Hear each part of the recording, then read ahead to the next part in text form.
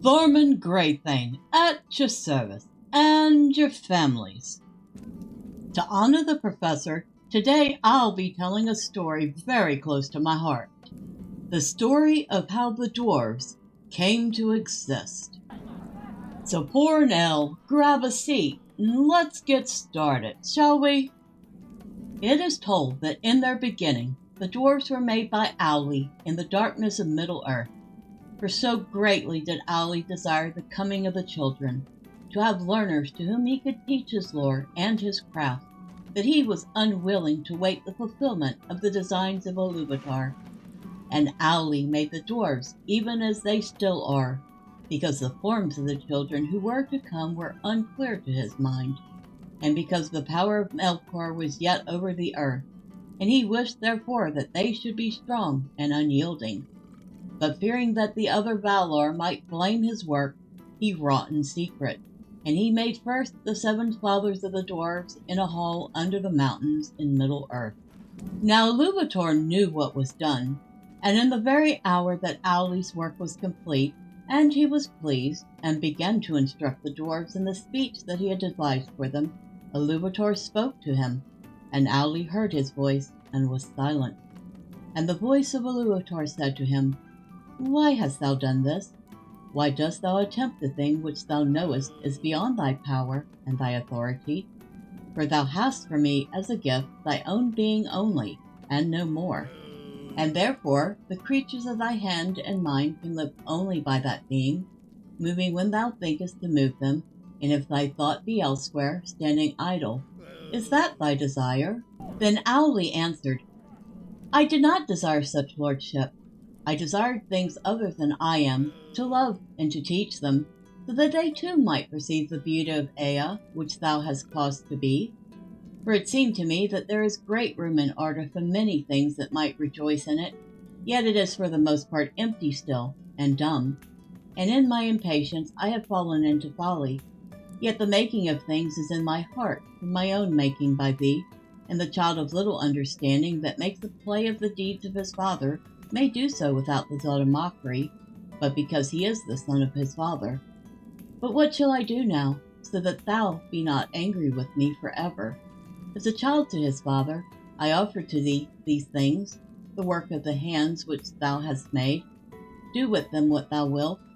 But should I not rather destroy the work of my presumption?" Then Aule took up a great hammer to smite the dwarfs, and he wept. But Iluvatar had compassion upon Aule and his desire, because of his humility, and the dwarfs shrank from the hammer and were afraid, and they bowed down their heads and begged for mercy. And the voice of Iluvatar said to Aule, "Thy offer I accepted, even as it was made. Dost thou not see that these things have now a life of their own, and speak with their own voices? Else they would have not flinched from thy blow, nor from any command of thy will." Then Aule cast down his hammer and was glad, and he gave thanks to Iluvatar, saying, "May Eru bless my work and amend it."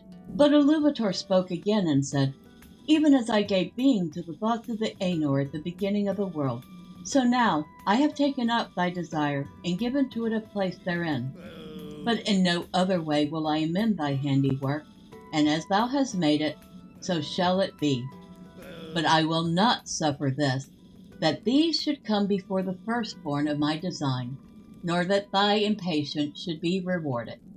They shall sleep now in the darkness under stone, and shall not come forth until the firstborn have awakened upon earth. And until that time thou and they shall wake, though long it seem. But when the time comes, I will awaken them, and they shall be to thee as children, and often strife shall arise between thine and mine, the children of my adoption, and the children of my choice." Then Aule took the 7 fathers of the dwarves, and laid them to rest in 4 sundered places, and he returned to Valinor, and waited, while the long years lengthened. Since they were to come in the days of the power of Melkor, Aule made the dwarves strong to endure. Therefore they are stone-hard, stubborn, fast in friendship and in enmity, and they suffer toil and hunger and hurt of body more heartily than all other speaking peoples. And they live long, far beyond the span of men, yet not forever. Aforetime it was held among the elves in Middle-earth that dying, the dwarves returned to the earth and the stone of which they were made. Yet that is not their own belief.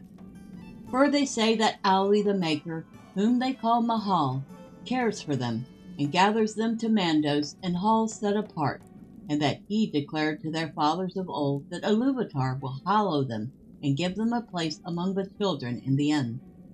Then their part shall be to serve Aule, and to aid him in the remaking of Arda after the last battle.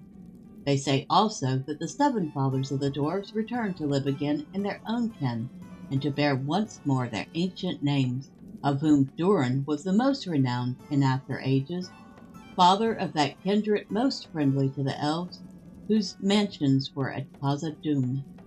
And this is how Mahal, whom you call Aule, shaped the dwarves with his hands and heart, crafted in secret, yet blessed by Iluvatar's breath. From stone we came, to stone we cleave, hardy and unyielding, a folk born in patience and fire, to endure all ages of the world. Today's reading was done from Chapter 2 of the Silmarillion of Aule and Yavanna. It was done to celebrate Professor J.R.R. Tolkien because today, March 25th, 2025, is the celebration of Tolkien Reading Day. This event was established by the Tolkien Society in 2003 to encourage people to read and share their favorite passages from his writings. I chose this particular piece because I'm a huge fan of the dwarves. I love dwarven lore. I love Tolkien lore in general, the elves, the hobbits, the men, but I particularly love dwarven lore. And it was just a very fitting thing for me to read how the dwarves came to be. And who better to tell the tale than, of course, my dwarven hunter, Thormurn, in Lord of the Rings Online. I hope you enjoyed it. I hope you will share with me what your favorite passages are from Tolkien's works. And until next time, bye for now.